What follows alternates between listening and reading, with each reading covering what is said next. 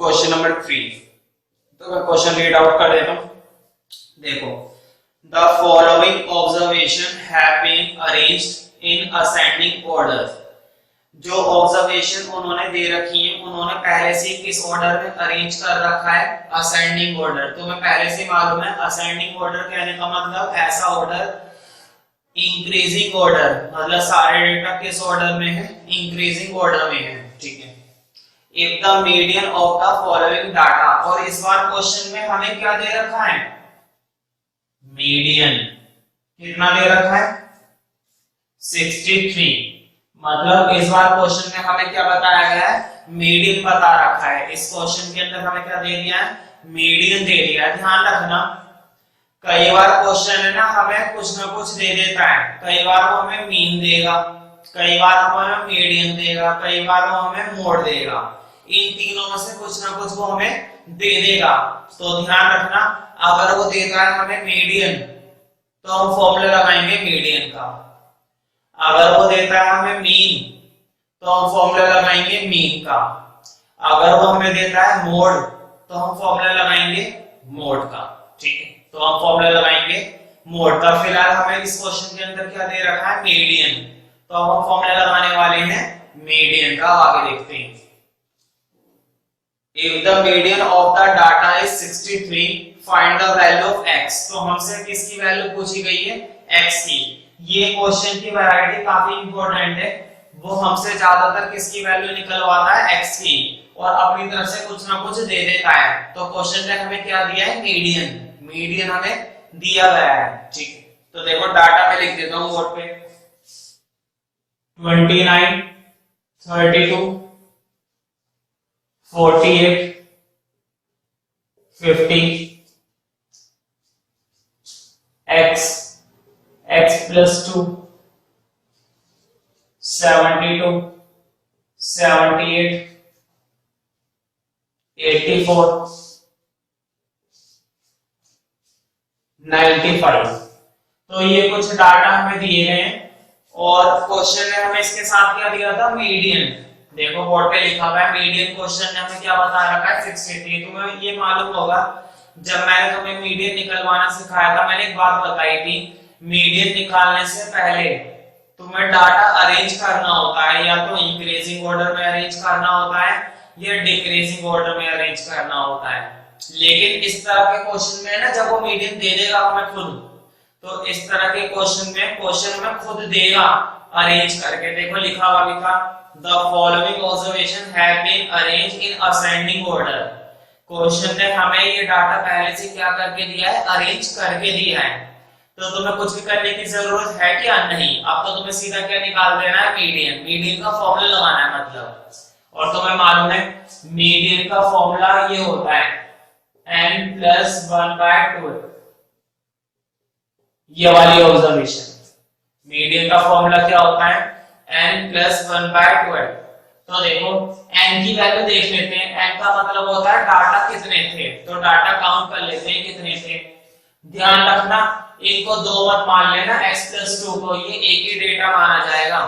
ये सिर्फ हमारा एक ही डाटा माना जाएगा। तो देखो गिनती बोर्ड पे देखो, 1 2 3 4 5 6 7 8 9 10, यानी कि डाटा हमारे कितने हैं, 10 हैं। तो बोर्ड पे देखो n plus 1/2, 10 plus 1/2 ये हो गया ना, और 10 plus 1 अपॉन में 2 तो 11/2। और 11/2 का मतलब तुम्हें मालूम है ये होता है 5.5। क्या होता है, 11/2 को जब डिवाइड करोगे तो तुम्हें क्या मिलेगा, 5.5। इसका मतलब मैंने उसे बता दिया था, जब पॉइंट में आता है तो कैसे करते हैं। देखो 5 का तो लेना ही लेना है। देखो कंप्लीट वाला देख लो पहले, 5वीं टर्म देखो, 1 2 3 4 5। मैंने उस दिन बताया था 5वीं तो तुम्हें लेनी है, एक उसके आगे की ले लो। बताओ 1 2 3 4 5, 5वीं तो ली, उसके आगे की भी ले ली। तो देखो मीडियन क्या निकला, x तो तुमने ली ही है ना, इसमें कोई शक थोड़ी ना है। x तो तुमने लिया ही है, उससे आगे का भी ले लो। बताओ आगे क्या लिखा हुआ है x+2, वो भी ले लिया और अपोन में क्या लगा देते हैं 2। मैंने उस दिन बताया था एक तो वो टर्म ले लिया करो और उससे आगे की टर्म ले लिया करो, दोनों को जोड़ के 2 से डिवाइड। अब मुझे बताओ x और x ऊपर कितने हो जाएंगे 2x ना, x और x कितने हो जाएंगे ऊपर 2x। अब ऊपर देखते हैं थोड़ा, देखो मीडियन लिख लेते हैं पहले, मैं फिर से रिपीट कर देता हूँ। बताओ डिवाइड करने के बाद वो टर्म ये आई थी ना 5.5, जब भी पॉइंट में आया करे तो उससे आगे की भी लेते हैं। देखो पांचवी टर्म ये थी और उससे आगे की टर्म ये ले ली, तो मुझे बताओ 5.5 का मतलब हो गया ये वाले और उससे आगे दोनों को जोड़कर 2 से डिवाइड। तो मैंने वही कहा था, देखो दोनों को जोड़ा और 2 से डिवाइड, x और x तो हो गए 2x, 2x+2। मुझे बताओ ऊपर से एक टर्म कॉमन आ रही है ना, ऊपर से एक टर्म कॉमन आ रही है, मुझे बताओ 2 कॉमन नहीं आ रहा क्या? ऊपर से दोनों में से क्या कॉमन आ रहा है 2 कॉमन लो बिल्कुल। देखो ऊपर से 2 कॉमन लिया, x+1 रह गया। देखो यहां से 2 ले लिया, वहां से 2 चला गया, 1 रह गया। 2 से 2 कट जाएगा ना, 2 से 2 काटो जब कट रहा है तो खुलकर। अब मुझे बताओ मीडियन हमारा आ गया x+1। बताओ 2 से 2 तो कट ही गया, हमारा मीडियन कितना रह गया x+1। अच्छा ये तो हमारा है, क्वेश्चन ने हमें क्या दिया था?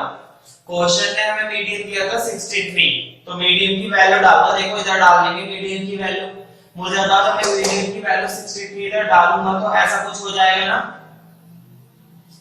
जब एंड में क्वेश्चन ने हमें मीडियन की वैल्यू दे रखी है तो मीडियन की वैल्यू डाल दो। अब मुझे बताओ प्लस का 1 है, इधर आके क्या हो जाएगा माइनस। बताओ 63 में से 1 माइनस करोगे तो कितना रह जाएगा 62। तो x की वैल्यू तुम्हें क्या मिलेगी 62। मैं फिर से रिपीट कर देता हूं, जब एंड में क्वेश्चन ने मीडियन की वैल्यू दे रखी है तो वो डाल दो। डालने के बाद प्लस का 1 इधर आके क्या हो गया माइनस, तो x की वैल्यू कितनी रह गई 62 रह गई। तो ये तुम्हारा आंसर है। क्वेश्चन ने हमसे क्या पूछा था x की वैल्यू, और x की वैल्यू हमारी निकल आई है। अगला क्वेश्चन देखते हैं। फोर्थ क्वेश्चन तो बहुत इजी है, सिर्फ देखने का ही काम है, देखते ही हो जाता है यार क्वेश्चन, तो लिखने की भी जरूरत नहीं है, बट थोड़ा बहुत तो लिखना पड़ेगा मुझे बोर्ड पे। देखो fourth question, find the mode of, mode हमें निकालना है और डाटा है 14, 25, 40,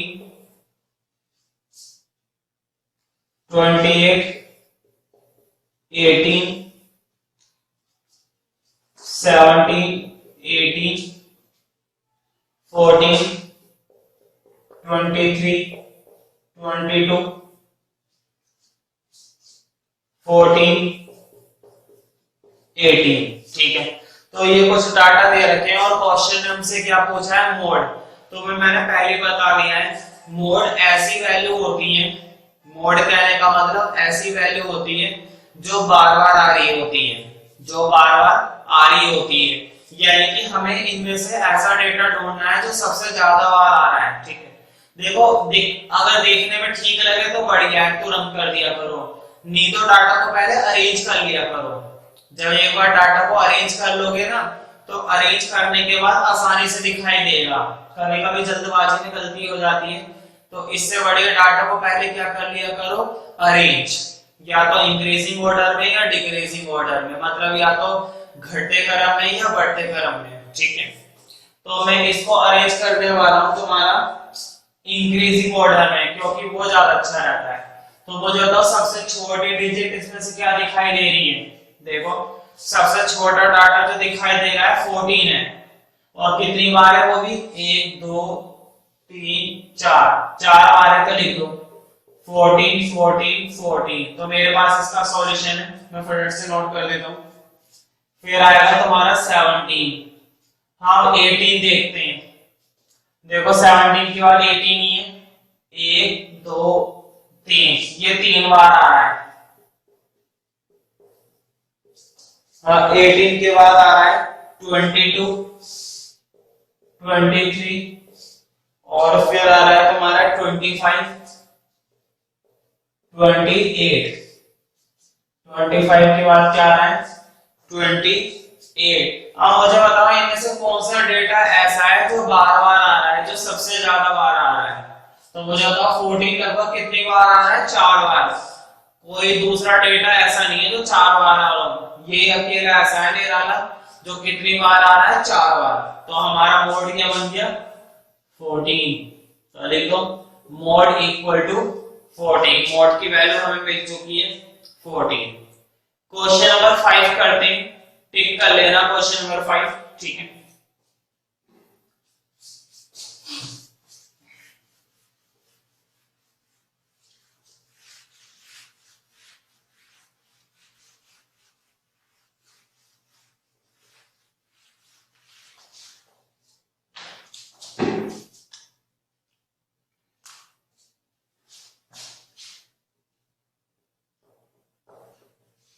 क्वेश्चन नंबर 5 देखते हैं।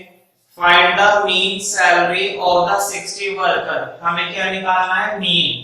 अंडरलाइन कर लो, क्वेश्चन के अंदर एक वर्ड लिखा हुआ है फाइंड द मीन सैलरी, मतलब क्वेश्चन ने हमसे क्या पूछा है, मीन। और मीन का फॉर्मूला तुम्हें मालूम है, मैंने बताया नहीं था। इसके 3-4 फॉर्मूले, कई सारे फॉर्मूले होते हैं वैसे तो, ठीक है। अभी तक मैंने मीन का एक ही फॉर्मूला बता रखा है, ये वाला सिग्मा एक्स अपॉन में एन। उस दिन मैंने बताया था सिग्मा एक्स का मतलब होता है एक्स का टोटल, और एन का मतलब तुम्हें मालूम है जितने डेटा होते हैं। सिग्मा एक्स का मतलब होता है एक्स का टोटल, और एन का मतलब है जितने डेटा होते हैं, ठीक है। तो सिग्मा एक्स अपॉन में एन। अब इस क्वेश्चन में एक फॉर्मूला और मिल जाएगा। ये फॉर्मूला हम तब लगाते हैं जब क्वेश्चन में हमें क्या देता है, फ्रीक्वेंसी। क्वेश्चन हमें क्या दे देता है, जब फ्रीक्वेंसी। अगर क्वेश्चन में फ्रीक्वेंसी नहीं दी जाती तब तो ये चल जाता है, लेकिन अगर क्वेश्चन में फ्रीक्वेंसी दे देंगे तो अब ये फॉर्मूला लगाना है जो मैं लिखवाऊंगा, ठीक है। पहले क्वेश्चन देखते हैं। Find the mean salary of 60 workers of a factory from the following table. तो देखो एक कॉलम में तो दे रखी है सैलरी, और एक कॉलम में दे रखे हैं नंबर ऑफ वर्कर्स। क्या दे रखे हैं, नंबर ऑफ वर्कर्स। ध्यान रखना ये जो नंबर ऑफ वर्कर्स होते हैं ना, यही होती है हमारी फ्रीक्वेंसी। जब भी वर्ड लगा होता है ना नंबर, तो ध्यान रखे करो, जब भी वर्ड लगा होगा नंबर तो वो क्या मानी जाएगी, हमारी फ्रीक्वेंसी। क्या मानी जाएगी, हमारी फ्रीक्वेंसी। तो ये है हमारी फ्रीक्वेंसी। हाँ सैलरी देखते हैं कितनी है, देखो 3000, 4000, मैं सीधा लिख देता हूं 10,000 तक है। 3000, 4, 5, 6, 7, 8, 9, 10,000। तो ये दे रखी थी सैलरी। ध्यान रखे करो, फ्रीक्वेंसी को छोड़कर जो डेटा होता है वो तुम्हारा होता है एक्स। कौन सा डाटा होता है, वो एक्स होता है। देखो जब भी होता है नंबर, तो नंबर का मतलब है फ्रीक्वेंसी, और जब भी फ्रीक्वेंसी को छोड़कर जो भी बचेगा वो क्या होगा, हमारा एक्स होगा, ठीक है। हाँ फ्रीक्वेंसी को लिख लेते हैं 16, 12, 10, 8, 6, 4, 3, 1। अब देखो अब जरूरत पड़ेगी हमें दूसरे फॉर्मूले की, और ये फॉर्मूला हम तभी लगाते हैं जब क्वेश्चन में हमें क्या मिलती है, फ्रीक्वेंसी मिलती है। मुझे बताओ इस क्वेश्चन में क्या फ्रीक्वेंसी मिली भी है हमें, क्या ये जो मैंने क्वेश्चन बोर्ड पे लिखा है क्वेश्चन नंबर 5, क्या इस क्वेश्चन में हमें फ्रीक्वेंसी मिली हुई है? बिल्कुल। देखो इस क्वेश्चन में फ्रीक्वेंसी है, फ्रीक्वेंसी भी है और एक्स भी है। देखो एक्स तो वो देता ही है, एक्स के बिना तो खैर निकालेंगे कि इसका जो एक्स ही नहीं है ना, तो एक्स तो खैर वो देंगे ही देंगे। लेकिन अगर वो फ्रीक्वेंसी भी दे देते हैं तो फॉर्मूला बड़ा सिंपल है। ये फॉर्मूला तब लगाएंगे हम एक्स बार में, सिग्मा एफ एक्स अपॉन में सिग्मा एफ। तो ये फॉर्मूला नोट कर लेना, बहुत आसान फॉर्मूला है। इसके बारे में कुछ चीजें बता देता हूं। देखो नीचे लिखा हुआ है सिग्मा एफ, नीचे क्या लिखा हुआ है, सिग्मा एफ। इसका मतलब है एफ का टोटल। सिग्मा जहां पर भी लग जाता है ना उसका मतलब हो जाता है टोटल। तो नीचे तो निकालना है मुझे एफ का टोटल, और देखो एफ का टोटल के लिए तो तुम्हें कुछ भी नहीं करना। देखो बोर्ड पे ये रहा ना फ्रीक्वेंसी, इसका क्या कर देना है नीचे टोटल कर देना है, तो वो तो तुम लोग कर दोगे है ना। फ्रीक्वेंसी का टोटल तो हो जाएगा, इसमें कोई बड़ी बात नहीं है। अब ऊपर देखते हैं, देखो ऊपर सिग्मा तो चाहिए, लेकिन देखो कौन किसका सिग्मा चाहिए, fx का। किसका सिग्मा चाहिए हमें, fx का। इसका मतलब ये हुआ पहले मुझे f की मल्टीप्लाई x से करनी पड़ेगी, पहले मुझे क्या करनी पड़ेगी, f की मल्टीप्लाई x से, फिर क्या कर देना, उसका सिग्मा कर देना है, टोटल कर देना है। यानी मुझे एक डेटा और तैयार करना है, बोर्ड पे देखना थोड़ी देर के लिए, अभी समझ में आएगा। पहले मुझे क्या करना है, f की मल्टीप्लाई x से करनी है। तो देखो एक नया डेटा बना रहा हूं, f की मल्टीप्लाई x से, f की मल्टीप्लाई किससे कर देनी है, x से कर देनी है। तो देखो f की मल्टीप्लाई x से करने पर जो डाटा बनेगा पहला, वो देखो बोर्ड पे, देखो f ये रहा, x ये रहा, f की मल्टीप्लाई x से बताओ, 16 की मल्टीप्लाई 3000 से, तो 16 की 3 से करेंगे 48 ना 48,000। अब अगला देखो 12 की मल्टीप्लाई 4000 से, ये भी कितना हो जाएगा तुम्हारा 48,000। देखो 10 की मल्टीप्लाई 5000 से 50,000। मतलब तुम्हें पूरा डेटा क्या तैयार करना है, fx, f की मल्टीप्लाई बार बार किससे करके दिखानी है, x से करके दिखानी है, और बाद में हम उसका क्या ले लेंगे, सिग्मा। सिग्मा का मतलब है बाद में उसका क्या कर देंगे, हम पूरा का पूरा टोटल कर देंगे, और सिग्मा का मतलब है पूरे का पूरा क्या कर देंगे, हम उसका टोटल कर देंगे। ठीक है, तो देखो मल्टीप्लाई देते हैं, आगे करते हैं, 8 की 6 से कर दी 48, 6 की 7 से 42, 8 की 4 से 32, 9 की 3 से 27,000, 10,000 की 1 से 10,000। हाँ, अब हमें क्या करना था, इसका सिग्मा। सिग्मा का मतलब है fx का क्या कर देना है, टोटल कर देना है। तो देखो fx का टोटल आएगा 3,05,000, करके देख लेना इसको। देखो टोटल करना बहुत आसान है, 3 जीरो तो डायरेक्ट डालेंगी, फिर यहाँ पे प्लस कर देना, फ्रीक्वेंसी का टोटल कर दो। फ्रीक्वेंसी का टोटल आएगा 60। कितना आएगा फ्रीक्वेंसी का टोटल, 60। अब देखो बोर्ड पे, मुझे बताओ ऊपर वाली वैल्यू क्या निकली है, पहले f की मल्टीप्लाई x से दी और फिर उसका क्या कर दिया, सिग्मा। तो सिग्मा कितना निकला हुआ है, fx का ये रहा, fx का सिग्मा निकला हुआ है ये रहा, लिख दो। ऊपर तो निकला हुआ है 3,05,000। अब नीचे देखते हैं f का सिग्मा, तो देखो f का सिग्मा निकला हुआ है 16, तो नीचे आ गया तुम्हारा 60। हाँ, 0 से 0 कर सकते हैं आराम से, कोई दिक्कत नहीं, 0 से 0 काट दो, और देखो 6 से भी शायद चला जाएगा या पॉइंट में आएगा, कटेगा नहीं, पूरा पॉइंट में आएगा। इसको डिवाइड कर लेना, डिवाइड करना आसान है। डिवाइड करने के बाद वैल्यू आएगी 5083.3। तो इसमें अब हम क्वेश्चन नंबर 6 को खैर करेंगे नहीं,